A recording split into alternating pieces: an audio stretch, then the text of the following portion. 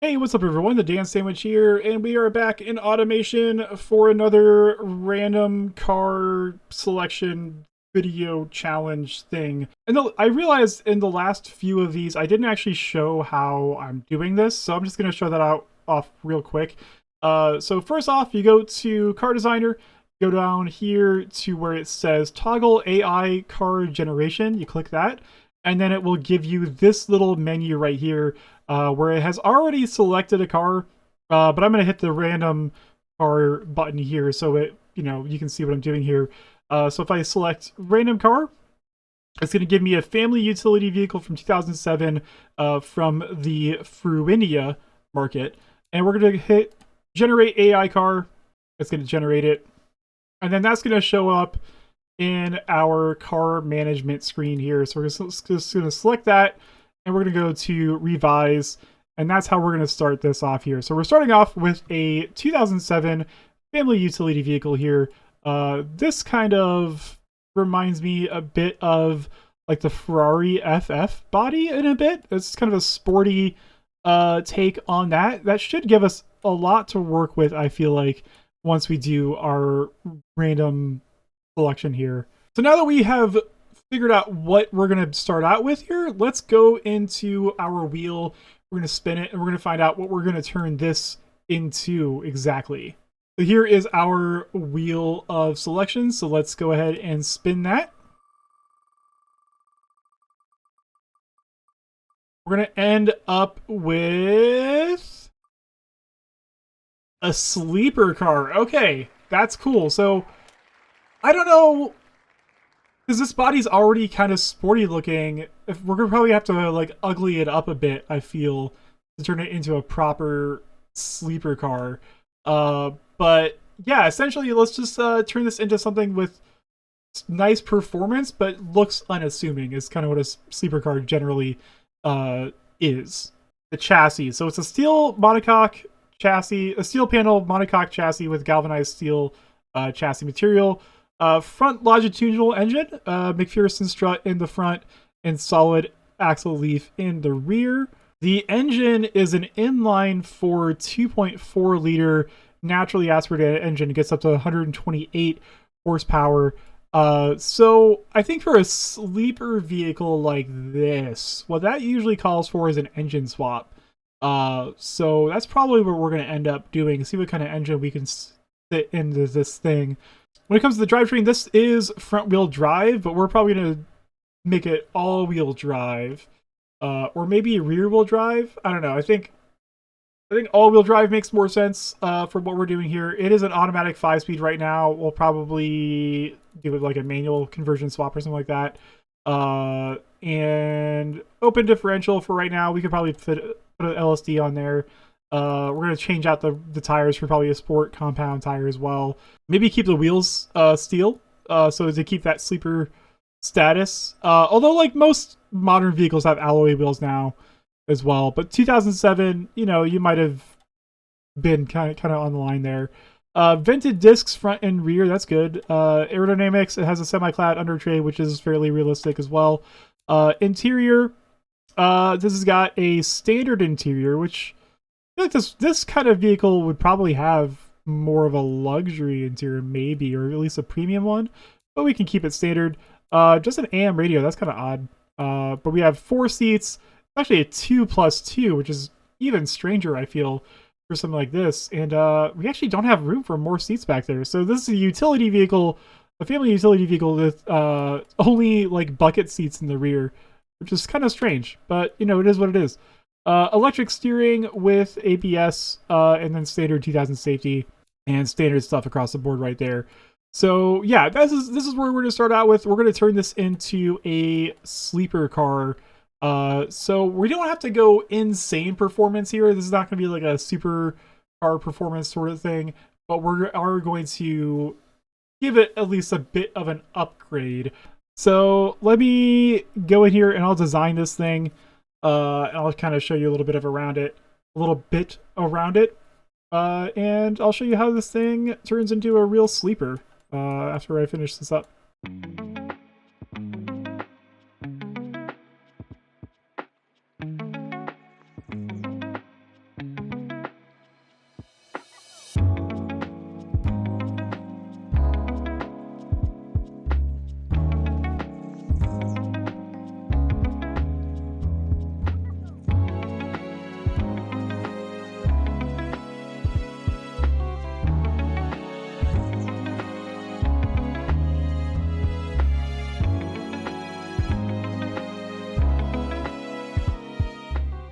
right, and here is the sleeper car that I came up with here.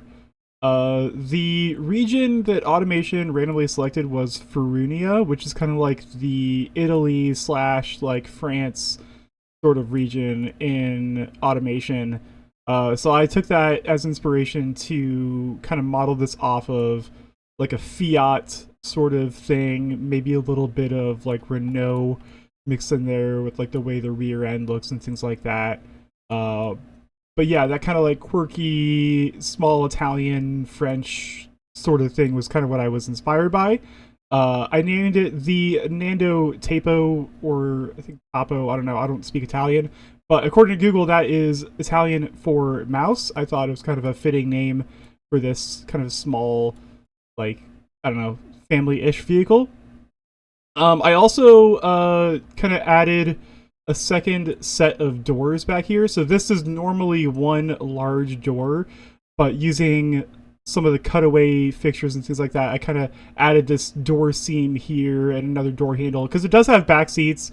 I wanted something that has a little bit better access to those, and I thought this being one really long door just didn't make very much sense. I mean, it's like 50% of the body length. It almost seems like it's just a little bit excessive. So by going with two doors there, I thought it kind of cleaned up the body a little bit, made it a little bit more realistic looking, and kind of added to the quirky French-Italian flair that the rest of the car is going for. So that's kind of what I went for there as well. I did decide to go with a completely new engine. So I ditched the 2.4 liter naturally aspirated 4-cylinder engine. I went with a 2.2 liter turbocharged inline 4 that I was able to get up to 996 horsepower. So almost 1,000 horsepower out of an inline 4 is insane. But I thought for a proper sleeper car, you needed insane performance to kind of keep up with like supercars and things like that. So that's really what I was inspired by. Let's take a look at that engine real quick. So I went with inline 4 aluminum block, dual overhead cam, 4 valves per cylinder, and aluminum head. I did crank everything up to 15 quality because I just wanted to go crazy with this thing and really make it as powerful as I could.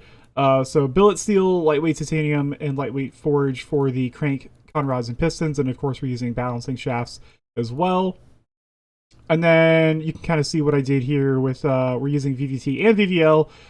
It's, you know, take a look what I got going on there.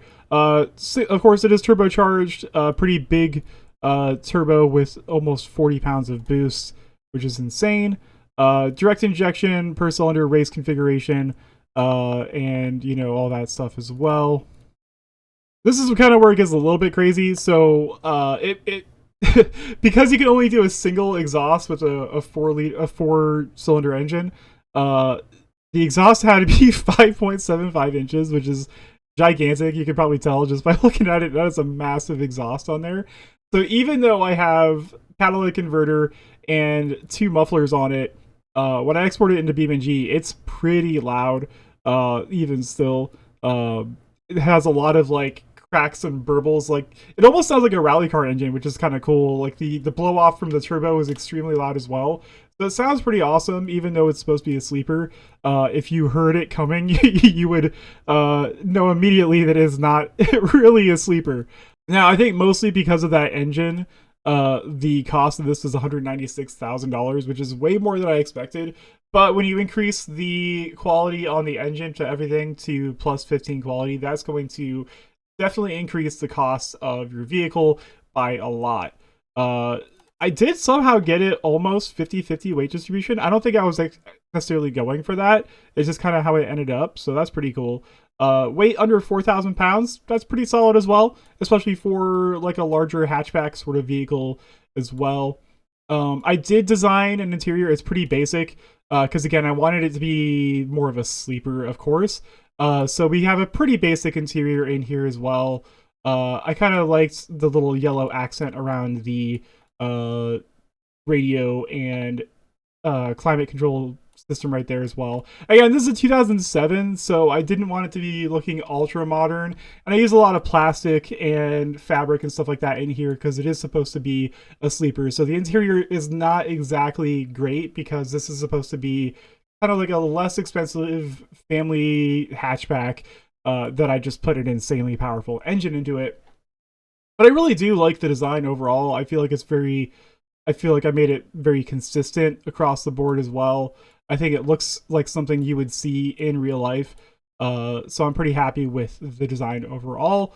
So yeah, let's see what the test track in automation says it's capable of.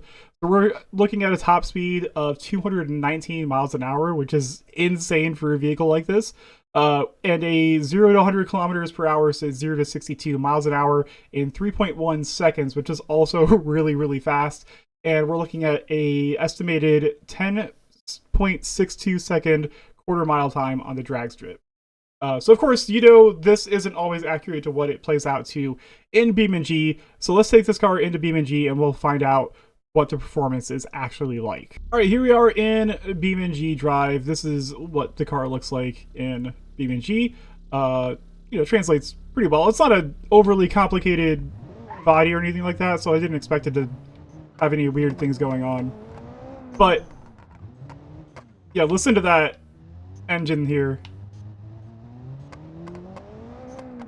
Lots of like backfiring, lots of cracks and burbles and stuff like that. It definitely sounds a bit like almost like a rally car engine, which I think is pretty cool. But it kind of undercuts the sleeper vibe I was necessarily going for. But once again, the car at least looks pretty unassuming for the performance that we are dealing with here. Now this is the Italy map. I thought it was appropriate for this car being kind of from this region. Adjacent, as far as like what automation considers that region to be.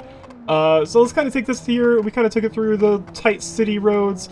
Now we're going on some of these more country back roads. This is a really fun way to kind of test this car out along these kind of twisty back roads and stuff like that. Doing some handbrake turns around there. It doesn't quite perform like a rally car does. I feel like the manual transmission maybe holding this car back a little bit. Now again, I did have to extend the gearing quite a bit to reduce the amount of wheel spin we're dealing with, because almost 1,000 horsepower in this car had a ton of wheel spin, but I wanted to keep the sleeper look, so I didn't go wide body or anything like that, because I wanted it to still look like an unassuming family car. But, it handles pretty nicely. The acceleration, it doesn't really throw you back, like, in the seat necessarily. Again, I had to extend the gearing a little bit. I probably could have made it a little bit faster if I did go with, like a faster shifting gearbox or something like that. But again, I wanted to keep this somewhat grounded, despite the fact that we're putting, $150,000 into the engine or whatever the cost difference there would be. Ooh, nice little jump right there. But yeah, it handles nicely. It's not, it doesn't really give me supercar vibes necessarily, but it's a kind of a family hatchback situation. So I don't think it would ever do that unless I, maybe again, wide body kit, faster shifting gearbox, stuff like that might help. But it's just a nice kind of fun, fairly tossable car. I think this is a good environment for it too. Like these nice tight country roads really lets you.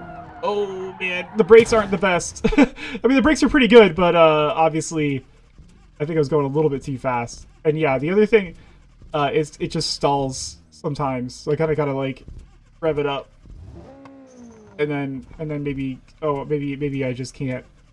Maybe I just can't get it out of the situation. Yeah, it doesn't like to go in reverse. I don't know why. I think the performance is pretty solid in a real-world situation like this. But let's find out how it performs at the track. All right, here we are at the automation test track in the Nando Tapo sleeper car.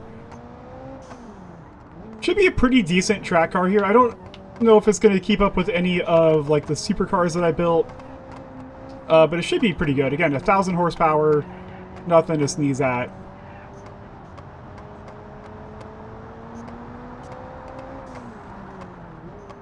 That turbo blow-off valve is pretty intense. I mean, again, it's got like 37 pounds of boost, so that's a lot. Not the tightest around that corner there. I didn't do any practice laps in this beforehand. Sometimes I do, just in case I'm nervous about the car or whatever. But I don't know, driving it around that Italy map, it seemed pretty fine to me, so I wasn't too worried about it. Let's see what speed it gets up to here on the straightaway. This is a 6-speed manual transmission. We're getting up to 175. Again, the brakes aren't the best because I didn't want to make the wheels too big to kind of, again, undercut the sleeper nature of it. So I kind of had to keep the brakes fairly normal. But yeah, not too bad there. I'm not like sliding out or anything like that in the turns. When I get on the accelerator, I was kind of worried this might drift around a little bit too much, but it's pretty stable. Like, it doesn't really freak out too much when you take it through the turns and things like that. Again, for having 1,000 horsepower, you know, obviously the all-wheel drive system I think helps with that as well. But yeah, just a pretty solid overall planted vehicle. I think you could definitely turn some heads at a track day in this thing. People will be like, oh, what's that little car doing? And then you just pull away with turbo noises and blow off valves and stuff like that. A little bit of slide up that turn, but you know, it's to be expected, I think, for that turn. On to the final straightaway here. Gonna be a pretty decent time, it looks like, in the sub 220s, I think. Yeah, 217.937. That's because we're 18th on the leaderboard here, so let's see what that lines it up against. So that is above the street-tuned, like, Japanese sports car that I built a while ago, by about just under, well, like, what is that? 0.2 of a second, something like that. And it's quite a bit slower than the worst version of the Testarossa that I made. So, not necessarily the fastest around the track. Definitely faster than any of like the more normal cars that I built. Still pretty decent, I think, sleeper car, probably. Again, I could probably make this a little bit more impressive around the track if I kind of exceeded the limits of like the sleeper restriction, I think. But still pretty fast, and definitely a fun car to drive around the track. Let's see how it does at the drag strip, which is probably where you're going to be testing a lot of, or not testing, but if you're using a sleeper car, it's usually to out-drag people. Let's see how it does there. Alright, of course we're at the West Coast USA drag strip. A little bit of a slow start out of the gate there, but we're picking up speed now. And let's see if I can get close to the... Oh, it's about a second slower almost than what automation estimated. So that's actually not going to be very high up on the leaderboard, unfortunately. Faster than quite a few of the cars we had here. So when it comes to like the only other like street racer that I built was that that Porsche 911 V8. It's faster than that, and it's also faster than that like track day car that I made with the AI generation as well. So, you know, again, faster than any of the normal cars. I feel like this kind of puts it close to that sleeper status that we were looking for. Surprising that it's much slower at the drag strip than what it said in automation. Usually it's pretty accurate, but about a second slower than what automation estimated, which is unfortunate. But you know what we got to do now? We have to go send this off of the car jump arena jump and see how far it can fly. Alright, and of course we are at the car jump arena here in the Nando Tapo sleeper car. If you've been enjoying this video, a like would be really cool on this. Just click the like button. That helps me out, I think. So I've been told. And if you want to see more of the stuff I get up to in automation, subscribe to the channel. I usually put out an automation video every week.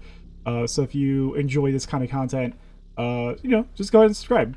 And of course, if you think this is a cool car, I'm going to put a link to the mod page on the BeamNG as well, so you can download it and try it out for yourself if you want to do that.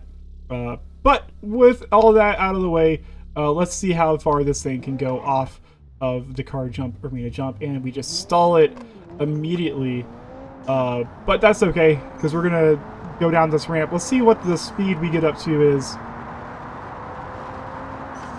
Up to 180 miles an hour off the jump. Pretty flat. It's flying pretty far, actually. We're gonna get to like the 450 range as well, and the entire interior explodes out of this thing. And we're gonna go for a little bit of a swim here in the pool. Pretty flattened there, but pretty good overall. So there's the sleeper car, designed first by automation and then modified by yours truly. I hope you enjoyed this video. This has been a lot of fun for me as always, and I will catch you in the next video. Thank you and goodbye.